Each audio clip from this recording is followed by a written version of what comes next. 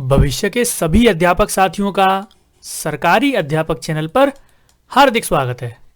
दोस्तों, मैं हूं आपका योगेश सर और आपको पता है सीडीपी का कोर्स हमने शुरू किया था जो आपके यूपी टेट और रीट परीक्षा को सीधा सीधा टारगेट कर रहा है। ठीक है, इस पूरे कोर्स में से 25 से 26 नंबर का मैं आपको डायरेक्ट फंसा दूंगा। ठीक है, डायरेक्ट क्वेश्चंस आपके यहां से मिलेंगे और पेपर से पहले हम इसकी मैराथन भी लेकर आएंगे।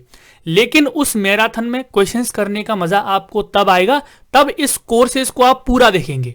अगर कोर्स आपने बीच में छोड़ दिया तो उस मैराथन में जब आप आंसर करोगे तो वहां आपके उतने सही आंसर नहीं जाएंगे, क्योंकि मैं उसी लेवल के क्वेश्चंस लेकर आऊंगा जो आपके यूपी टेट और रीट में पूछे जाते हैं। आज की इस वीडियो में हम बाल विकास की चौथी वीडियो है ये। इससे पहले अगर आपने 3 नहीं देखी हैं तो प्लेलिस्ट में चले जाइए। प्लेलिस्ट में जाकर हमने 3 वीडियोस डाल दी हैं। बाल विकास की अवस्थाओं में शैशवावस्था को हम पहले पढ़ चुके हैं इससे, और बाल विकास की तीनों अवस्थाओं से संबंधित जितने भी कथन हैं, जितने उनके अवस्थाओं के उपनाम हैं, उन सभी को हम पहले ही डिस्कस कर चुके हैं। आज बाल्यावस्था से संबंधित इसके उपनाम जैसे जीवन का अनोखा काल इसको कहा गया था, प्रारंभिक जीवन में प्रवेश की अवस्था इसको कहा गया था, है ना। तो वो सारी बातें हम पहले डिस्कस कर चुके हैं। आज इस अवस्था में शारीरिक विकास कैसे होता है, शारीरिक विकास पर कुछ और इंपॉर्टेंट पॉइंट्स मैंने ज्यादा रखे हैं क्योंकि ज्यादा पूछे जाते हैं। मानसिक विकास, संवेगात्मक विकास, भाषाई विकास, सारी चीजें हम आज पढ़ने वाले हैं। तो चलिए शुरुआत करते हैं। चलिए, और जितने भी स्टूडेंट नए हैं मैं आप सभी को बता देता हूं, सरकारी अध्यापक चैनल आप सभी के लिए ही बनाया गया है। टीचिंग एग्जाम्स की अगर आप तैयारी कर रहे हैं तो इस चैनल को सब्सक्राइब करके बेल आइकन को ऑल पर सेट कर लें, जिससे वीडियोस के नोटिफिकेशन भी आपको मिलते रहें। और जिसने टेलीग्राम ज्वाइन नहीं किया है वो टेलीग्राम ज्वाइन कर लें, लिंक डिस्क्रिप्शन में दिया गया है। चलिए, सबसे पहले बाल्यावस्था की अगर हम बात कर रहे हैं तो बाल्यावस्था से संबंधित मनोवैज्ञानिकों ने जो परिभाषाएं दी हैं पहले उनको पढ़ेंगे। ठीक है, तो चलिए एक एक करके मैं सारी परिभाषाएं आपको बता देता हूं। ये कुछ परिभाषाएं हैं आपकी, 3 परिभाषाएं याद कर लेना। हर एक अवस्था में आपको 3 से 4 परिभाषाएं ही याद करनी है। इससे ज्यादा ना तो ज्यादातर बच्चे कर पाते हैं और ना ही उसकी जरूरत है। तो सबसे पहले रॉस की परिभाषा है, आप देखिए रॉस लिखा है। रॉस ने बोला है कि जो बाल्यावस्था है वो मिथ्या परिपक्वता का काल है। मिथ्या यानी कि जो चीजें सही नहीं है, यानी कि जो सामान्य जीवन में जो चीजें घटित नहीं होती हैं उनको बोलते हैं मिथ्या, है ना। तो मिथ्या परिपक्वता का काल इसको रॉस ने कहा है ना, क्योंकि बहुत सारी चीजें ऐसा बच्चा अपने मन में अवधारणा बना लेता है जो वास्तविक जीवन में सच नहीं हो सकती। जैसे सुपर हीरोज को वो फॉलो करता है ना, सुपरमैन को फॉलो करेगा, आयरन मैन को फॉलो करेगा, शक्तिमान को फॉलो करेगा, है ना, तो उसकी तरह उड़ना चाहेगा। तो मिथ्या परिपक्वता का काल इसलिए इस अवस्था को बोला गया है ना। आपको समझ में आ गया रॉस ने क्या बोला है, मिथ्या परिपक्वता का काल। इसको याद कैसे करनी है परिभाषाएं, वो भी मैं आपको थोड़ी सी देर में अभी बताता हूं। दूसरी डेफिनेशन देख लेते हैं। दूसरी डेफिनेशन है कॉल एंड ब्रूस की। कॉल एंड ब्रूस ने बोला है कि जो बाल्यावस्था है वो जीवन का अनोखा काल है ना। जैसे इस संदर्भ में कॉल एंड ब्रूस ने बहुत सारे तर्क दिए हैं, है ना, तो बहुत सारे उनके तर्क हैं, उनके आधार पर बोला गया है। आप केवल इतना याद रखिएगा कि कॉल एंड ब्रूस ने ही बाल्यावस्था को जीवन का अनोखा काल माना है ना। तीसरी डेफिनेशन है सिगमंड फ्राइड की। जीवन का निर्माणकारी काल किसने बोला है बाल्यावस्था को, तो वो सिगमंड फ्राइड ने बोला है। सिगमंड फ्राइड का एक सिद्धांत भी है, मनोविश्लेषण सिद्धांत है, उसको हम आगे डिस्कस करेंगे, है ना। अब देखो मैं आपको बताता हूं कि आपको ये याद कैसे करनी है। जैसे आपको सबसे पहले रॉस लिखना है और रॉस से याद करना है आपको मिथ्या। रॉस से मिथ्या याद रखिएगा। रॉस भी 2 शब्द हैं, मिथ्या में भी 2 शब्द हैं। तो रॉस इज इक्वल्स टू मिथ्या याद करिएगा कि जिस परिभाषा में आपको मिथ्या दिख जाए आप आंख बंद करके रॉस आंसर लगा देना। कॉल एंड ब्रूस ने अनोखा काल बोला है ना। 2 लोग हैं, कॉल एंड ब्रूस, इन्होंने अनोखा काल बोला है। तो जिस परिभाषा में आपको अनोखा काल दिख जाए या फिर अनोखा शब्द दिख जाए उसमें कॉल एंड ब्रूस कर देना। सिगमंड फ्राइड में कर देना निर्माणकारी। सिगमंड फ्राइड से याद कर लीजिए निर्माणकारी, है ना। तो इस तरह से आप परिभाषाओं को याद करेंगे, क्योंकि पूरे सीडीपी में हर चैप्टर में 3 से 4, 4 से 5 परिभाषाएं हैं और सारी आपको याद करनी पड़ेंगी, क्योंकि आप यूपी टेट और रीट देने वाले हैं। अगर आप सी टेट दे रहे होते हैं यहाँ पर तो सी टेट में इस तरह की चीजें परिभाषाओं पर कम बल देता है, और जो मैं चीजें पढ़ा रहा हूं इन चीजों पर भी कम बल देता है सीटेट में। ठीक है, चलिए आगे बढ़ते हैं, शारीरिक विकास की ओर चलते हैं। बच्चे का शारीरिक विकास इस अवस्था में कैसे होता है? तो शारीरिक विकास में इस अवस्था में अभी मैं आपको बहुत सारी चीजें बताऊंगा कि लंबाई कितनी बढ़ती है, क्या चीजें बढ़ती हैं। अभी आप 2 पॉइंट पढ़ लीजिए पहले। सबसे पहले गति शारीरिक विकास की कैसी होती है? मंद पड़ जाती है। एक चीज मैं आपको बता देता हूं, याद रखिएगा कि शैशवावस्था में शारीरिक विकास की गति तीव्र होती है, बाल्यावस्था में ये मंद हो जाती है, फिर से किशोर अवस्था में ये फिर दोबारा से तीव्र हो जाती है। तो ये आप याद रखिएगा, चाहे वो शारीरिक विकास की बात करे चाहे वो विकास की बात करे, है ना, सारी चीजें इसमें। अंगों में दृढ़ता आ जाती है, जो उसके शरीर के अंग हैं उनमें दृढ़ता दिखाई देती है ना, वो एकदम स्टेबल हो जाते हैं, एडजस्टमेंट कर लेते हैं सारे अंग शरीर के। ठीक है, तो गति कैसी होती है? शारीरिक गति मंद होती है, और उसके जो शरीर के अंग हैं उनमें दृढ़ता आ जाती है। चलिए आगे बढ़ते हैं, मानसिक विकास की बात कर लेते हैं। तो जिज्ञासा शक्ति का विकास होता है, यानी कि चीजों को जानने की उसकी इच्छा होगी, और इस चीजों को जानने की इच्छा तो उसमें होती है, लेकिन वो शक्ति और ज्यादा बढ़ जाती है, प्रबल हो जाती है। तो जिज्ञासा शक्ति का पूर्णतः विकास किस अवस्था में होता है? अगर आपसे ये पूछ ले तो आप बोलोगे बाल्यावस्था में। ठीक है, तार्किक चिंतन प्रारंभ हो जाता है। जैसे इससे पहले शैशवावस्था में बच्चे का चिंतन कैसा हो रहा था? अतार्किक था, उसमें कोई तर्क नहीं था, है ना। इस अवस्था में बच्चे का चिंतन, तार्किक चिंतन प्रारंभ हो जाता है। तार्किक चिंतन पूर्ण रूप से वो कर नहीं पाता है, लेकिन प्रारंभ हो जाता है। ठीक है, याद रखेंगे। मूर्त चिंतन की अवस्था इसको कहते हैं। जैसे शैशवावस्था को अमूर्त चिंतन की अवस्था कहते हैं, ऐसे ही इस अवस्था को मूर्त चिंतन की अवस्था कहते हैं, कि यानी कि बच्चा उन्हीं चीजों के बारे में सोचेगा जो उसके सामने उसने देखी रहती हैं, है ना। उसके सामने जो चीजें हैं उसने देखी हैं, उनके प्रति ही वो चिंतन करेगा। इसको बोलते हैं मूर्त चिंतन की अवस्था, है ना। चलिए, और एक चीज और याद रखिएगा, मैं आपको टू द पॉइंट वही चीजें पढ़ा रहा हूं जो सीधे सीधे एग्जाम में पूछी जाती हैं। अब इस चैप्टर को भी 1 घंटे का हो सकता है, लेकिन टू द पॉइंट चीजें मैं पढ़ाऊंगा ना। जैसे बाल विकास का कोई भी चैप्टर है, कितना भी बड़ा चैप्टर है, कोई टीचर अगर उसको ठीक से पढ़ाएगा तो वो ज्यादा से ज्यादा 15 मिनट का होता है। हर चैप्टर 10 मिनट का होता है, और ज्यादा बड़ा होगा तो वो 15 मिनट का होता है। ठीक है, अब उसको खींचना लंबा उतना ज्यादा सही नहीं है, गलत है ये चीज। इसलिए टू द पॉइंट चीजें मैं आपको पढ़ा रहा हूं, और टू द पॉइंट चीजें ही आपको एग्जाम में याद रहेंगी। बाकी सारी जो कहानी किस्से मैं आपको बताऊंगा समझाने के लिए, वो एग्जाम में नहीं आता है, वो भी आप याद रखिएगा। ठीक है, चलिए आगे बढ़ते हैं भाषाई विकास की ओर। तो बच्चे का भाषाई विकास में शब्द से लेकर वाक्य का निर्माणकारी काल इसमें पूछा जाता है कि शब्द से लेकर वाक्य बनाने का जो काल है वो किस अवस्था को कहते हैं? तो वो बाल्यावस्था को ही कहते हैं। आप लोग याद रखिएगा, शब्द से लेकर वाक्यों का निर्माणकारी काल किस अवस्था को कहते हैं? बाल्यावस्था को। बच्चे का जो स्वभाव है वो कैसा होता है? बहिर्मुखी स्वभाव हो जाता है। कैसा स्वभाव होता है? बहिर्मुखी, यानी कि वो जो उसके मन में है तुरंत बोल देगा।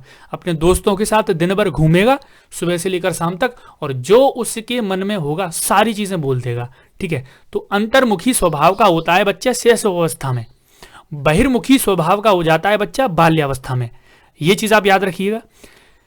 संस्कार निर्माणकारी काल भी इसको बोला गया है, याद रखिएगा, बहुत इंपॉर्टेंट है। संस्कार निर्माणकारी काल, संस्कारों का जो निर्माण है वो इसी अवस्था में होता है। इस अवस्था में बच्चा स्कूल जाना प्रारंभ करता है, और बड़े जो बुजुर्ग हैं, जो माता पिता हैं, उनके पैर छुएगा, बहुत सारी चीजें होती हैं। तो जो संस्कार हैं वो उनका निर्माण इसी अवस्था में होता है। इसके अलावा जो जीवन के मूल्य हैं, नैतिक मूल्य हैं, उनका निर्माण भी इसी अवस्था में होता है, याद रखिएगा। इसमें भाषाई विकास में यह पूछा जाता है कि बालक में भाषाई विकास तीव्र होता है या फिर बालिकाओं में? बोलेगा कि बाल्यावस्था में बालकों में ज्यादा तीव्र विकास हो जाता है भाषाई विकास, या फिर बालिकाओं में? तो आप याद रखिएगा, बालिकाओं का जो भाषाई विकास है बालकों की तुलना में तीव्र होता है। याद रखेंगे, इस अवस्था में लड़कियां ज्यादा जल्दी और बेहतर तरीके से चीजें बोल पाती हैं लड़कों की तुलना में, याद रखिएगा। अब बढ़ते हैं संवेगात्मक विकास की ओर। संवेगात्मक विकास में पूछा जाता है कि जैसे इससे पहली अवस्था में मैंने आपको क्या बताया था कि संवेग कैसे होते हैं बच्चे के? शैशवावस्था में क्षणिक होते हैं। कैसे होते हैं? क्षणिक होते हैं। इस अवस्था में उनमें स्थायित्व आ जाता है, वो स्टेबल हो जाते हैं, है ना। जहां पर जरूरत होगी वहां पर संवेग दिखाएगा। ऐसे ही हर चीज के लिए, छोटी छोटी चीज के लिए वो तुरंत नहीं रो देगा, और ना ही तुरंत हंस देगा, है ना। तो स्थायित्व आ जाता है। इसके अलावा कब, क्यों, कैसे की अवस्था भी इसी अवस्था को बोला जाता है, क्योंकि इस अवस्था में बच्चा ज्यादा प्रश्न पूछता है। कब, ये कब हुआ, क्यों हुआ, कैसे हुआ, आपको परेशान कर देगा। इस अवस्था का बालक अपने पास खड़ा रखिएगा, आपके पास जितनी देर बैठेगा उतनी देर में आपसे 1000 क्वेश्चन पूछ लेगा, है ना। आपके घर में भी बच्चे होंगे तो आपने देखा होगा, आपने फील किया होगा, वो कितने सारे क्वेश्चन पूछते रहते हैं आपसे, है ना। तो इस अवस्था को कब, क्यों, कैसे की अवस्था भी कहा जाता है। इस अवस्था से संबंधित अगर आपको कोई डाउट भी है ना, और आपने कुछ और ज्यादा एक्स्ट्रा पढ़ रखा है, तो कमेंट सेक्शन में बता देना, ठीक है। हम कवर कर देंगे, आगे क्लास में कवर कर देंगे। हम यहाँ पर वो नहीं है कि 40-50 साल के कोई प्रोफेसर हैं, टीचर हैं, तो मतलब छोटी छोटी बातों को वो नहीं करेंगे, सारी चीजें कवर करेंगे। आप जो बोलोगे वो पढ़ाया जाएगा आपको, ठीक है। शर्म और गर्म जैसी भावनाओं का विकास होता है, यानी कि बच्चे को शर्म आएगी, छोटी छोटी चीजों के लिए वो शर्म करेगा।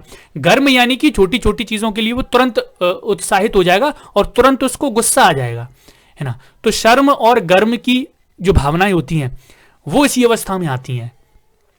तो ये आपने बाल्यावस्था पढ़ा। अब मैं आपको कुछ शारीरिक विकास से संबंधित और इंपॉर्टेंट चीजें बताता हूं, क्योंकि और ज्यादा चीजें और अच्छे से पूछी जाती हैं रीट एग्जाम में तो।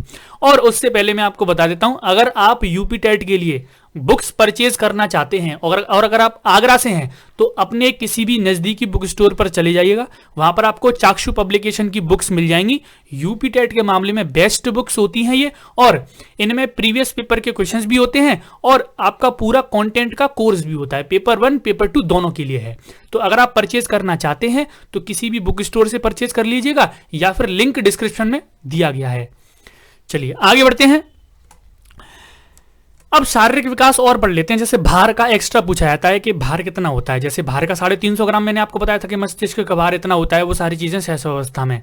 बाल्यावस्था में भी पूछा नहीं जाता, ज्यादा इंपॉर्टेंट नहीं, लेकिन फिर भी मैं आपको बता देता हूं, अगर पूछ लिया गया तो वहां पर ऐसा तो नहीं है कि हमने पढ़ा नहीं है, पढ़ना जरूरी है।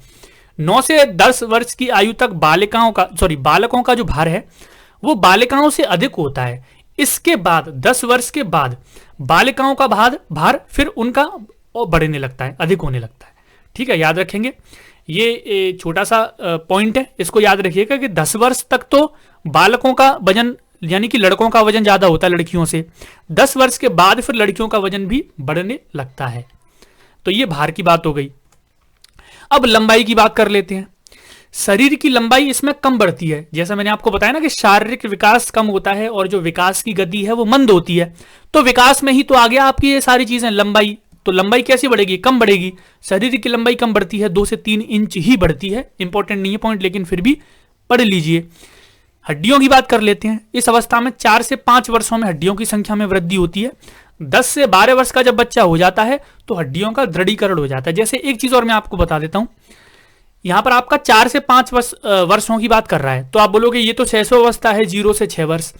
तो मैं आपको बता देता हूं कि बहुत सारे मनोवैज्ञानिकों ने इन अवस्थाओं को अलग अलग समय में बांटा है। हम 3 अवस्थाओं को पढ़ते हैं, 0 से 6, 6 से 12, 12 से 18। लेकिन बहुत सारी जगहों पर यह भी है कि पूर्व बाल्यावस्था है, उत्तर बाल्यावस्था है। ऐसे ही शैशव अवस्था में पूर्व शैशवावस्था है, उत्तर शैशवावस्था है।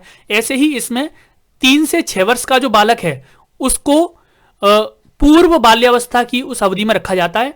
और यहां से एक प्रश्न और पूछता है आपसे, वो याद रखिएगा कि खिलौनों की आयु किस अवस्था को कहा जाता है। खिलौनों से खेलने की आयु किस अवस्था को कहा जाता है? तो वो पूर्व बाल्यावस्था ही होती है। इनको हम क्वेश्चंस में डिस्कस करेंगे। कुछ एक्सेप्शनल क्वेश्चंस होते हैं ये, और ये सारे टॉपिक्स को हम क्वेश्चंस में डिस्कस कर लेंगे, ठीक है। तो ये आप याद रखिएगा। जैसे खिलौनों की आयु अलग होती है, खेलने की आयु अलग होती है, वो सारी चीजें हम डिस्कस करेंगे आगे। याद रखिएगा 10 से 12 वर्ष की जो आयु है, जब बच्चा हो जाता है 12 वर्ष का, तो हड्डियों का दृढ़ीकरण हो जाता है ना। बिल्कुल दृढ़ीकरण हो जाता है, वो अपने आप एकदम अपनी जगह पर, स्थान पर एकदम सेट हो जाती हैं, है ना, और मजबूत हो जाती हैं।